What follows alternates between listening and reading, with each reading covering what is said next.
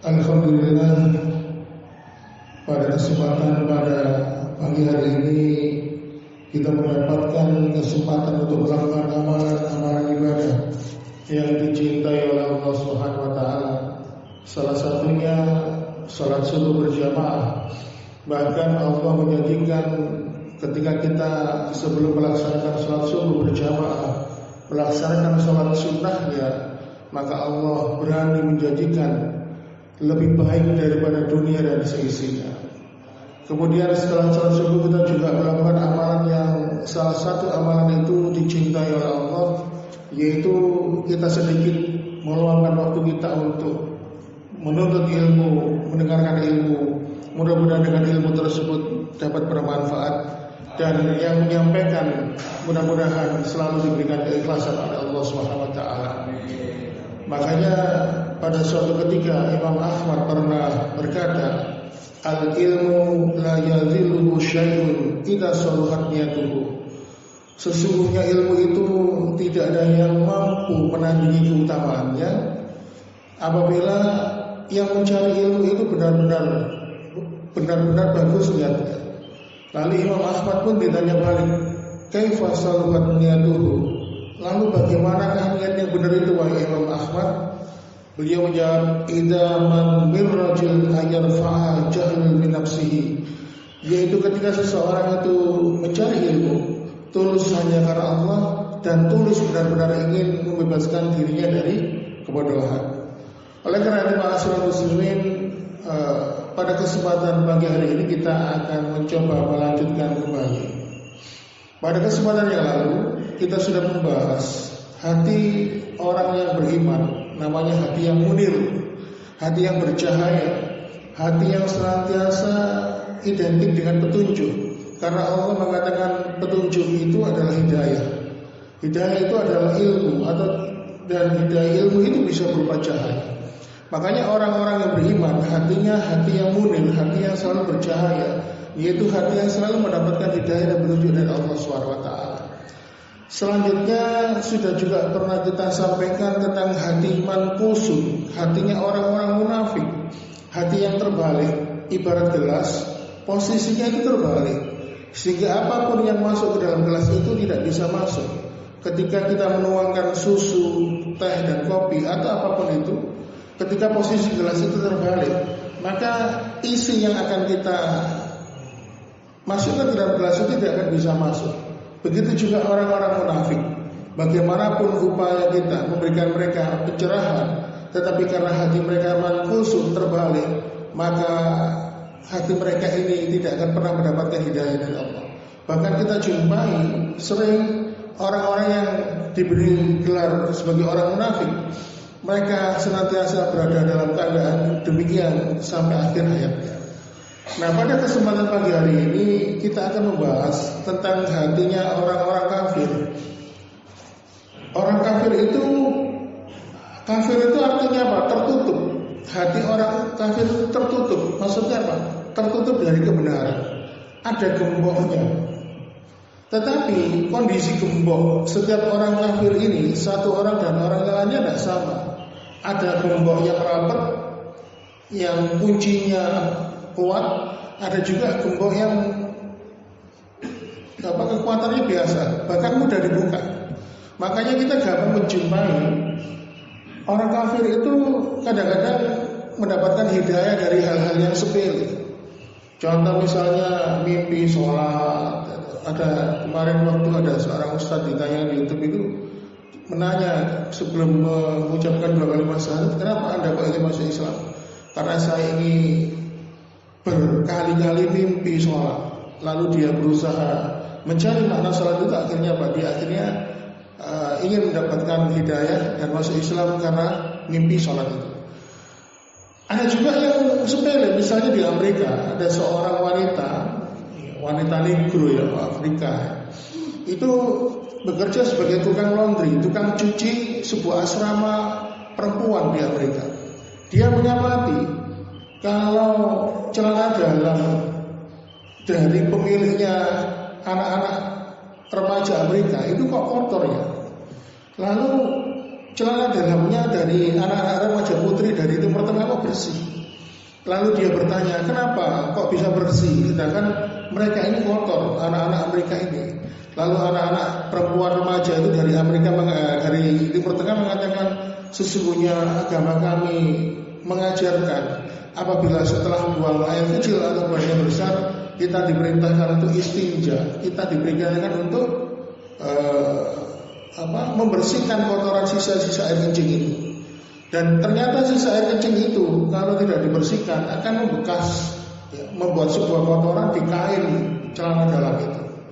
Akhirnya apa? Mendengar ini, si wanita tukang cuci laundry tadi itu akhirnya mendapatkan hidayah dan dia masuk Islam. Ma'asyiral muslimin, ini ada kisah nyata yang cukup menarik yang berkaitan dengan hati orang kafir ini.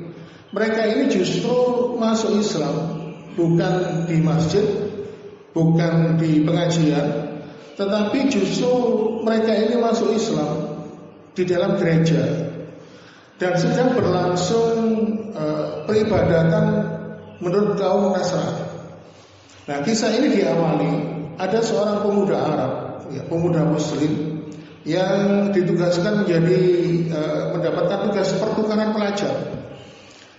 Dari negaranya dia ditugaskan pertukaran pelajar di Amerika. Akhirnya dia berkenalan dengan temannya yang beragama Nasrani. Karena saking akrab akhirnya mereka ini menjadi sahabat walaupun beda agama. Pada suatu kesempatan si pemuda Muslim ini diajak sama temannya laki-laki Nasrani tadi untuk berkeliling di sebuah perkampungan dan akhirnya tanpa sengaja melewati sebuah gereja. Nah, ketika melewati gereja itu, sang pemuda Nasrani pun mengajak pemuda Muslim ini untuk, ayo kita mampir ke dalam, kita lihat, mengajak masuk ke gereja. Ternyata si pemuda Arab ini tadi menolak. Tapi pemuda Nasrani ini berusaha, pokoknya ayolah. Akhirnya pemuda Arab ini pun tidak kuasa menahan permintaan temannya, akhirnya dia pun bersedia masuk ke dalam gereja. Nah, ketika masuk ke dalam gereja, dia memilih tempat yang tenang, yang sekiranya tidak menonjol. Dan selang beberapa saat kemudian pendeta, pimpinan jemaat di situ, di gereja itu akhirnya masuk ke dalam gereja. Dan seluruh jemaat yang hadir pun berdiri untuk memberikan penghormatan kepada sang pendeta. Nah, ketika seluruh jamaah itu berdiri, sang pendeta pun mengamati satu persatu jemaat yang hadir, dan pendeta itu pun tersentak kaget melihat ada kehadiran si pemuda Muslim itu. Lalu akhirnya pendeta itu mengatakan, di tengah-tengah kita ini ada seorang Muslim. Aku harap dia keluar dari sini. Pemuda ini diam aja, tidak bereaksi. Lalu pendeta itu mengulang lagi, aku harap saudara Muslim yang hadir di dalam gereja ini keluar. Sampai beberapa kali pun akhirnya tetap diam aja. Akhirnya ketika sang pendeta pun mengatakan, kalau engkau mau keluar dari sini, aku akan menjamin keamananmu. Engkau aman di sini. Lalu ketika mendengar kata-kata itu, akhirnya sang pemuda Muslim pun beranjak dari tempat duduknya dan dia pun akan pamitan keluar. Tapi sebelum dia keluar, si pemuda Arab tadi pun bertanya, wahai pendeta, aku ingin bertanya kepadamu, bagaimana engkau bisa melihat kalau aku ini seorang Muslim? Lalu pendeta itu pun mengatakan, sesungguhnya aku melihat tanda-tanda yang ada, yang terdapat di dalam pada wajahku. Nah, ketika pemuda itu berjalan mau keluar dari pintu gereja, mendekat pintu gereja, lalu tiba-tiba pendeta pun memanggil kembali dan ingin memanfaatkan momen pemuda Arab tadi untuk dia bertanya. Lalu kemudian pendeta itu minta kesediaan pemuda Arab tadi, maukah aku mengajukan pertanyaan kepadamu? Dan engkau ingin menjawabnya dengan segala apa yang kau ketahui. Akhirnya apa? Ternyata modus di balik pendeta ini sebenarnya ingin memojokkan pemuda Muslim tadi di hadapan jemaatnya. Lalu pemuda tadi mengatakan, baiklah, silakan engkau ingin bertanya apa. Akhirnya sang pendeta pun bertanya tentang 22 pertanyaan. Kamu harus menjawabnya dengan tepat. Lalu pemuda Arab itu pun tersenyum, dan pendeta itu pun melontarkan 22 pertanyaan. Yang pertama, sebutkan satu yang tiada duanya. Kemudian dua yang tiada tiganya, tiga tiada empatnya, empat tiada limanya, lima tiada enamnya, enam yang tiada tujuhnya, tujuh yang tiada delapannya, delapan yang tiada sembilannya, sembilan yang tiada sepuluhnya. Lalu yang ke-10, lalu sesuatu yang tidak lebih dari 10, 11 yang tiada 12-nya, 12 yang tiada 13-nya, 13 yang tiada 14-nya. Lalu sebutkan kepadaku sesuatu yang dapat bernapas namun tidak memiliki ruh. Lalu apa yang dimaksud dengan kuburan berjalan dengan membawa isinya? Lalu siapakah yang berdusta? Kemudian dengan dustanya itu dia masuk surga. Sebutkan sesuatu yang diciptakan Allah namun dia tidak menyukainya. Sebutkan sesuatu yang diciptakan oleh Allah dengan tanpa ayah dan ibu. Dan siapakah yang tercipta dari api? Siapakah yang diazab dengan api? Dan siapakah yang terpelihara dari api? Lalu kemudian siapakah yang tercipta dari batu? Siapakah yang diazab dengan batu? Dan siapakah yang terpelihara dari batu? Sebutkan sesuatu yang diciptakan oleh Allah yang dianggap besar. Dan terakhir adalah pohon apakah yang mempunyai 12 ranting. Setiap ranting memiliki 30 daun. Setiap daun memiliki 5 buah, 3 di bawah naungan dan 2 di bawah sinar matahari. Lalu ketika sang pemuda itu tahu pertanyaan dari sang pendeta itu pun dia tersenyum. Dengan yakin dia mampu menjawab pertanyaan itu atas izin Allah Subhanahu wa taala. Lalu sang pemuda muslim tadi pun memulai dengan mengucapkan Bismillahirrahmanirrahim, mengucapkan kalimat basmalah. Dia berkata, pemuda muslim menjelaskan satu persatu. Dia berkata, satu yang tiada duanya itu adalah Allah Subhanahu wa taala. Diterangkan di dalam surat Al-Ikhlas dalam Al-Quran. Kemudian dua yang tiada tiganya adalah malam dan siang. Sebagaimana Allah Subhanahu berfirman di surat Ali Imran ayat 12, di mana ayat itu di awal ayat 12 itu mengatakan waja'alnal laila wan nahara ayataini, dan kami jadikan malam dan siang sebagai dua tanda kebesaran kami. Tiga yang tiada empatnya adalah kekhilafan yang dilakukan oleh Nabi Musa terhadap Nabi Khidir. Ketika Nabi Khidir waktu itu menenggelamkan sampan, ketika Nabi Khidir waktu itu membunuh seorang anak kecil, ketika Nabi Khidir waktu itu menegakkan kembali dinding yang roboh. Yang keempat yang tiada limanya adalah Taurat, Injil, Zabur dan Al-Quran. Lalu 5 yang tiada enamnya adalah sholat 5 waktu. 6 yang tiada 7-nya adalah ketika Allah Subhanahu wa taala menciptakan makhluk. 7 yang tiada 8-nya adalah 7 lapis bumi, sebagaimana Allah berfirman di surah Al-Mulk di ayat yang ketiga. Di situ Allah berfirman, "Alladzi khalaqas sab'a samawati tibaqa wa tara fi khalqir rahmani min tafawut farji'il basara hal tara min futur." Yaitu Allah lah yang menciptakan 7 langit berlapis-lapis. Tidak akan kamu lihat sesuatu yang tidak seimbang pada ciptaan Tuhan yang Maha Pengasih. Maka sekali lagi, adakah kamu melihat sesuatu yang mencacat? Kemudian 8 yang tiada 9-nya adalah mukjizat. Ya, 8 yang tiada 9-nya adalah malaikat yang memikul arasnya Allah. Sebagaimana ketika Allah Ar-Rahman berfirman di surat Al-Haqq ayat 17, wal malaku ala arja'iha wa yahmilu arsy rabbika fawqahum yawma idzin samaniyah. Dan para malaikat, kata Allah, yang berada di berbagai penjuru langit pada hari itu, 8 malaikat menjunjung, menyangga arsy atau singgasana Tuhanmu di atas kepala mereka. 9 yang tiada 10-nya adalah mukjizat yang diberikan kepada Nabi Musa, yaitu tongkat, tangan yang bercahaya, angin topan, musim paceklik, katak, darah, kutu dan belalang, dan laut yang terbelah. Kemudian sesuatu yang lebih dari 10 ialah kebaikan sebagaimana ketika Allah berfirman dalam surat Al-Anfal ayat 160, man jaa bil hasanati falahu asyru amsalha. Barang siapa yang berbuat kebaikan mendapatkan balasan 10 kali lipat. 11 yang tiada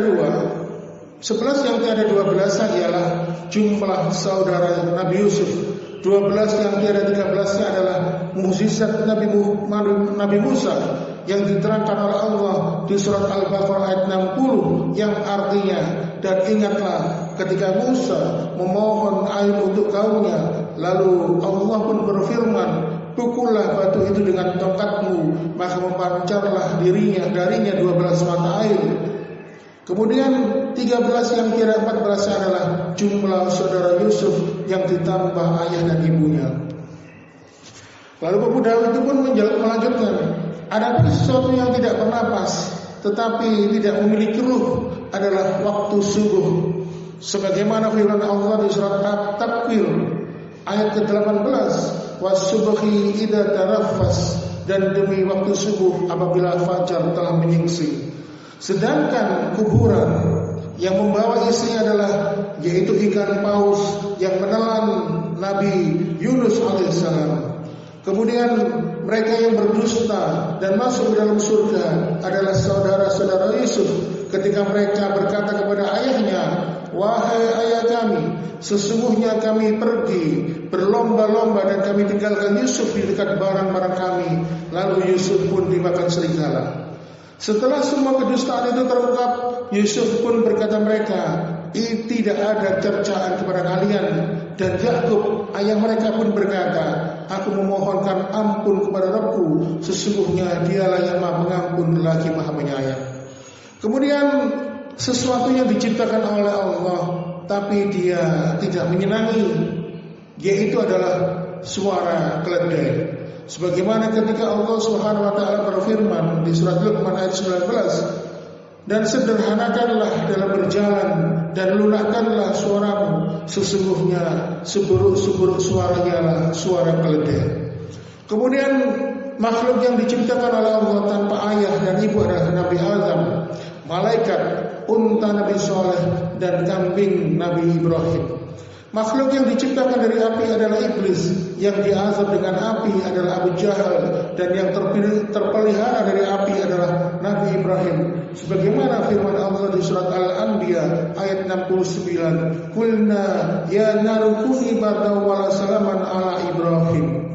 Lalu Allah pun berfirman, wahai api, jadilah kamu dingin dan penyelamat bagi Ibrahim. Makhluk yang terbuat dari batu adalah untanya Nabi Saleh. Yang diazab dengan batu adalah bala tentara pasukan gajah, dan yang terpelihara dari batu adalah Ashabul Kahfi. Lalu kemudian sesuatu yang diciptakan oleh Allah dan dianggap sebagai perkara besar adalah tipu daya wanita, sebagaimana ketika dikisahkan kisah Yusuf di surat Yusuf ayat 28. Kemudian adapun pertanyaan Anda yang terakhir, kata pemuda itu, pohon yang memiliki 12 ranting, setiap ranting memiliki daun, setiap daun memiliki 5 buah, 3 di antaranya di bawah teduhan dan 2 di antaranya di bawah sinar matahari, yaitu bermakna adalah pohon adalah tahun, ranting adalah bulan, dan daun adalah hari, dan buah adalah sholat 5 waktu, yang 3 waktu dikerjakan di malam hari dan 2 waktu dikerjakan di siang hari. Setelah mendengar jawaban pemuda itu, akhirnya pendeta itu pun dan seluruh jemaat gereja yang hadir pada waktu itu takjub mendengarkan kepintaran, kejeniusan, kecerdasan pemuda Islam ini. Lalu kemudian pemuda itu segera pamit untuk keluar dari gereja. Tetapi tiba-tiba pemuda itu mengurungkan. Lalu pemuda Islam tadi mengatakan kepada pendeta, bolehkah saya minta izin? Saya ingin bertanya satu pertanyaan saja kepada Anda. Lalu pertanyaan itu pun disetujui oleh pendeta. Lalu pendeta itu bertanya, apakah kunci surga itu? Mendengar pertanyaan pemuda itu, lidah sang pendeta pun menjadi keluh. Kemudian wajahnya dan ronak wajahnya dipenuhi dengan keraguan, sikap wajahnya berubah. Dan tampaknya sang pendeta itu berusaha menyembunyikan fakta, jawaban yang akan dia sampaikan. Namun ternyata ini gestur atau pola tingkah pendeta ini bisa dibaca oleh seluruh jamaat gereja yang hadir pada waktu itu. Akhirnya orang-orang yang hadir di gereja itu mengatakan, mendesaknya agar menjawab pertanyaan pemuda itu. Namun pendeta itu berusaha mengolah.